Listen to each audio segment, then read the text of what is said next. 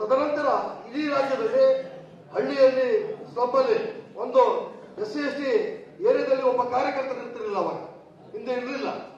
ಇವರ ಒಂದು ಮುಖಂಡತ್ವದಲ್ಲಿ ನಮ್ಮಂತ 100 ಜನ ಕಾರ್ಯಕರ್ತರು ಬಿಜೆಪಿಯ ಸಂಘಟನೆಗೆ ನಾವೆಲ್ಲ ತೊಡಸ್ಕೊಂಡ್ವಿ. ಆದ್ರೆ ಇವತ್ತು ನಮ್ಮಂತ ನಾಯಕರುಗಳನ್ನ ಲೀಡರ್ಗಳನ್ನ ಪಕ್ಷವನ್ನು ಬೆಳೆಸಂತ ಈಶ್ವರ ಪರಿಸ್ಥಿತಿ ಇವತ್ತು ಬಿಜೆಪಿಯಲ್ಲಿ ಯಾವ ಮಟ್ಟಕ್ಕೆ ತಂದಿಟ್ಟಿದ್ದಾರೆ, ಪಕ್ಷದ ಸಂಘಟನೆ ಯಾರ ಕೈಲಿ ಹೋಗ್ತಾ ಇದೆ, ಇದು ಪ್ರಜಾಪ್ರಭುತ್ವ ವ್ಯವಸ್ಥೆನ ಅಥವಾ ಒಬ್ಬ ಏಕ ವ್ಯಕ್ತಿಯ ತೀರ್ಮಾನನ, ಇದು ತೀರ್ಮಾನ ಮಾಡುವಂತ ಈ ಒಂದು ಚುನಾವಣೆಯಲ್ಲಿ ನಾನು ವಿನಂತಿ ಇದೆ.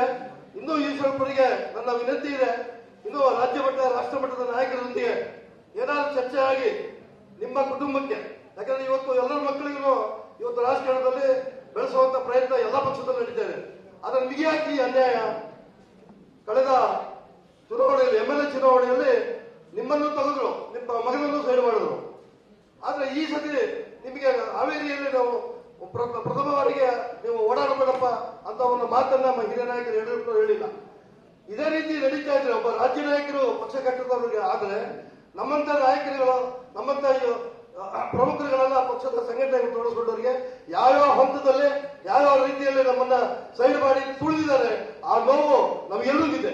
ಆ ಒಂದು ನೋವನ್ನು ತೀರಿಸಿಕೊಳ್ಳೋಕೋಸ್ಕರ ಇವತ್ತು ಈಶ್ವರಪ್ಪರ ಹೆಗಲಿಗೆ ಅವರ ಜೊತೆಯಲ್ಲಿ ನಿಲ್ಲಬೇಕು ಅನ್ನೋ ತೀರ್ಮಾನವನ್ನ ನಾವು ಇವತ್ತು ಮಾಡ್ತಾ ಇದ್ದೀವಿ. ಇಡೀ ರಾಜ್ಯದಲ್ಲಿ ಇವತ್ತು ಬಹಳಷ್ಟು ಜನ ಈಶ್ವರಪ್ಪರು ಬೆಳೆಸುವಂತ ಮುಖಂಡರುಗಳು ಲೀಡರ್ಗಳು ಇವತ್ತು ರಾಜ್ಯ ಮಟ್ಟ ರಾಷ್ಟ್ರ ಮಟ್ಟದ